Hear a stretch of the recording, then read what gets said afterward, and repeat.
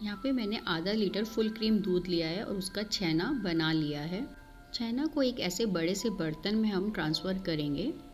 अपने हाथों से अच्छे से इसको हम मस लेंगे 10 मिनट तक। ये एकदम स्मूथ हो गया है, इसमें कोई लम्स भी नहीं है। अब हम इसकी छोटी छोटी रसमलाई बनाना स्टार्ट करेंगे। छेना को अगर अच्छे से मसला है तो बहुत ही सॉफ्ट बनती हैं। आधा लीटर छेना से 7 रसमलाई बन गई हैं। अब आधा लीटर दूध मैंने उबलने के लिए रख दिया है। दूध में बॉईल आ गया है। अब गैस को कम कर देंगे और बीच बीच में हम इसको हिलाते रहेंगे और तब तक पकाएंगे जब तक कि ये आधा ना हो जाए।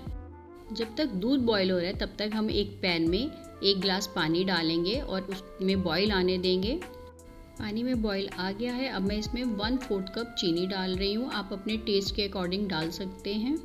चीनी अच्छे से मेल्ट हो गई है। यहाँ पे हम गैस को एकदम स्लो कर देंगे और पानी को थोड़ा सा ठंडा होने देंगे।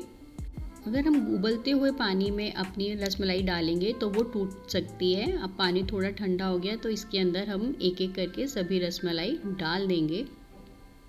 गैस को स्लो कर देंगे और 20 मिनट तक हम इसको ऐसे ही पकाएंगे। इसके अंदर दूध काफ़ी गाढ़ा हो गया है। अब मैं यहाँ पे इसके अंदर थोड़ा सा केसर मिलाऊंगी ताकि उसमें येलो कलर वो आ सके। और इसके अंदर मैं अब थोड़ा सा शुगर और डाल रही हूँ। यहाँ पे भी मैंने 1/4 कप ही शुगर डाला है। आप अपने टेस्ट के अकॉर्डिंग आपको कितना मीठा पसंद है आप डाल सकते हैं।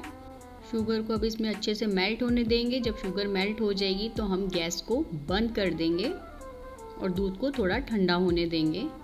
यहाँ पर हमारी रसमलाई भी अपने साइज़ से डबल हो गई हैं। ये देखिए कितनी अच्छे से पक गई हैं। अब यहाँ पे भी मैं गैस को बंद कर रही हूँ। इसको थोड़ा सा ठंडा होने दूंगी, फिर इसको मैं मिल्क में मिक्स करूँगी। दूध को मैंने एक बाउल में ट्रांसफ़र कर लिया है। अब ये थोड़ा सा कूल भी हो गया। अब इसमें एक एक करके हम रसमलाई को अपने डालेंगे और बहुत ही आराम से डालेंगे क्योंकि रसमलाई बहुत ही सॉफ्ट है इस टाइम पे और वो टूट भी सकती है। सभी रसमलाई को मैंने मिल्क में डाल दिया है। अब इसके ऊपर से मैं थोड़ा थोड़ा सा केसर और डालूंगी। यहाँ पर आप थोड़ा थोड़ा पिस्ता भी काट कर डाल सकते हैं या अपनी पसंद का कोई ड्राई फ्रूट भी। अब हम इसको कुछ देर के लिए फ्रिज में रखेंगे और ठंडा ठंडा सर्व करेंगे। रसमलाई एकदम रेडी है। आप इसको व्रत में भी खा सकते हैं या फिर वैसे भी कभी भी बनाकर खा सकते हैं। ज़रूर बनाइएगा और खाइएगा। अगर आपको मेरी ये रेसिपी पसंद आई हो तो पूजा सेवरी किचन को फॉलो करें।